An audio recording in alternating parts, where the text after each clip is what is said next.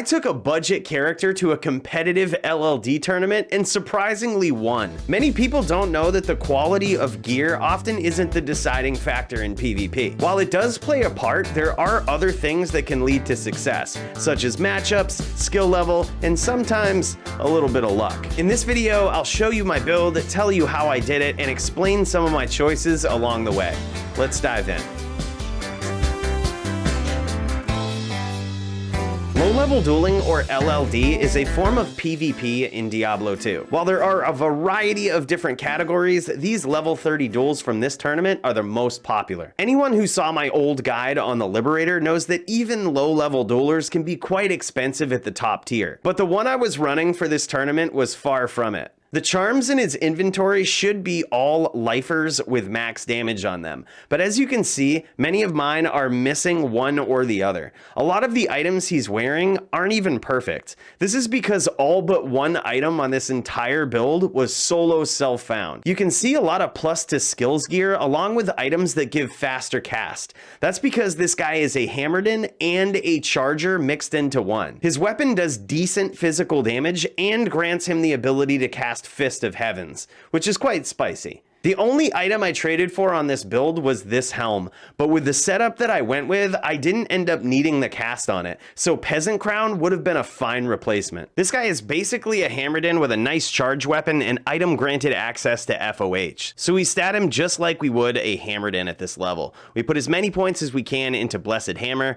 1 into Holy Shield, we put as many points as we can into Vigor for level 30, and then we put the rest of our points into Blessed Aim after putting 1 point into Concentration. His stats are pretty typical. We put just enough into Strength to wear our gear and just enough into Dexterity to have max block with Holy Shield. The rest of our points go straight into Vitality. Our friends at ArenaGL sponsored this $500 event. Although that was super nice of them, their site is actually the best place to run tournament brackets anyway. I use this because it offers all of its users incentives for playing. Just for participating in events, we can get arena tokens, which we can essentially wager risk-free to win prizes like Amazon gift cards, arena merch, and tons of other cool stuff from their marketplace. And this isn't just for D2R, it's literally just about any game you can think of. So if you want to be part of future events that we put on, be sure to join my club on there and keep an eye out for them. Some big talent showed up to this event. One of the first great fights we saw was a back and forth battle between Palafora and Tallah.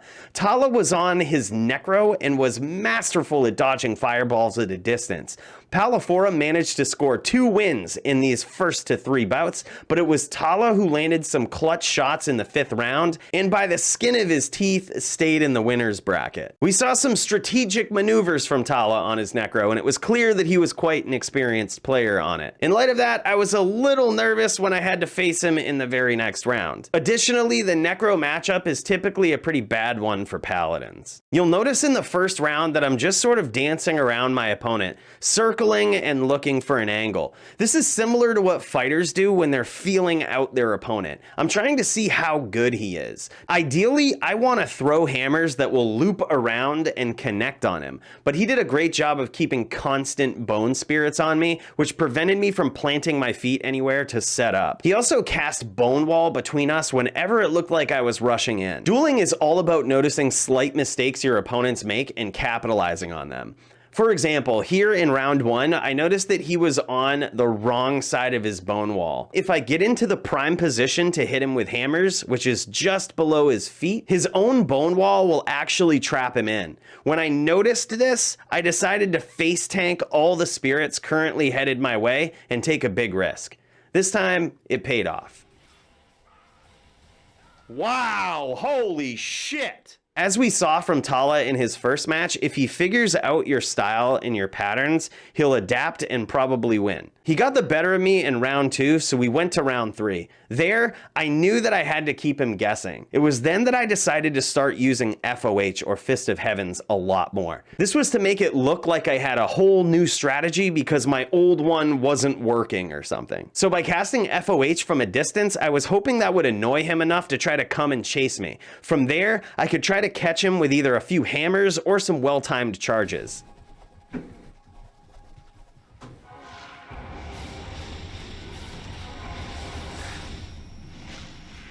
As we worked our way to the top part of the map, I saw an opening for a big charge. The reason I recognized this as an opening is because there was no active bone spirits or projectiles coming my way, and my opponent was running away from me. So I swapped to my insight for a more powerful hit and charged him down. Turns out that was a good call.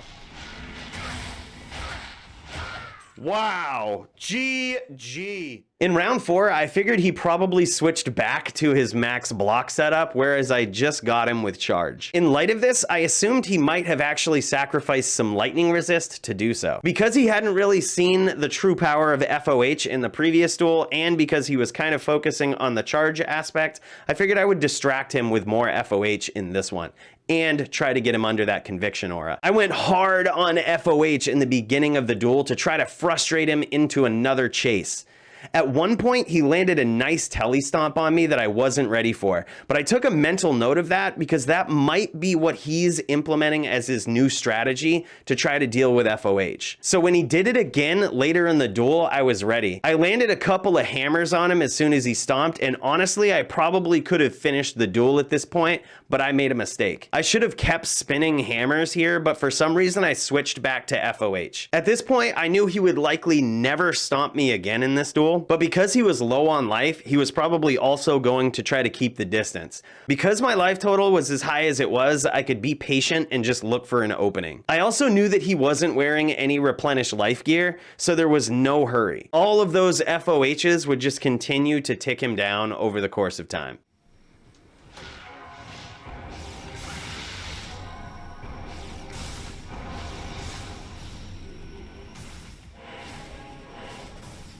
Wow, a lot of bone spirits.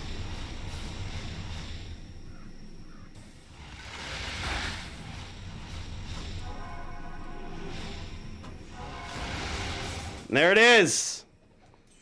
The whole tournament was filled with duels just like these. Chum on his Barbarian proved to be quite the formidable opponent. His timing and use of his range was professional, to say the least.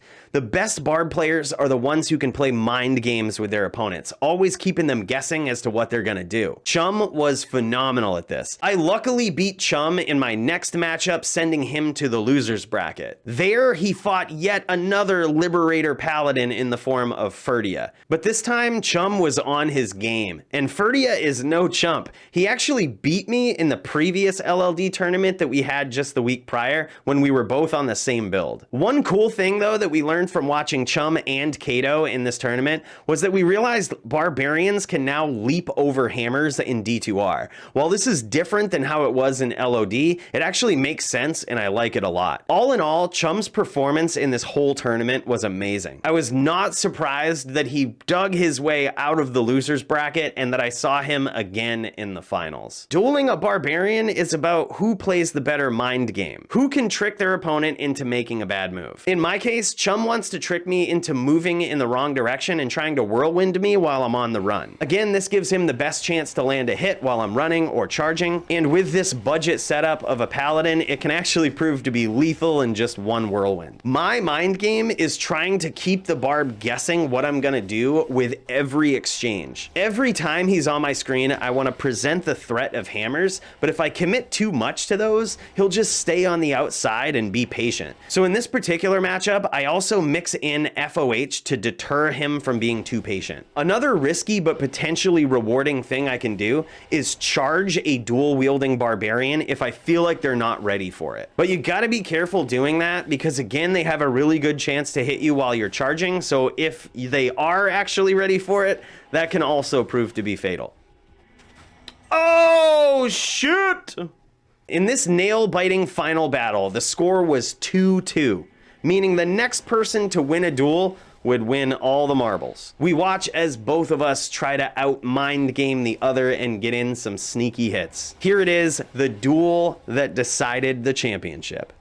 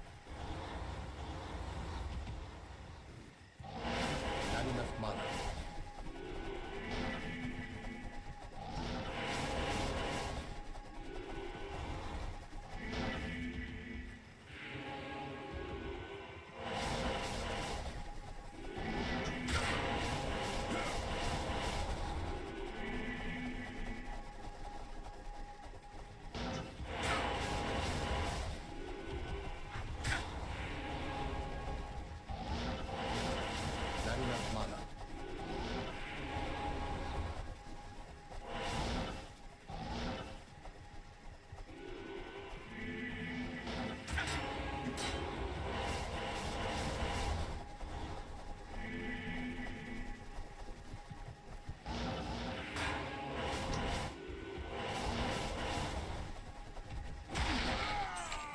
Good duel. Holy f. Wow.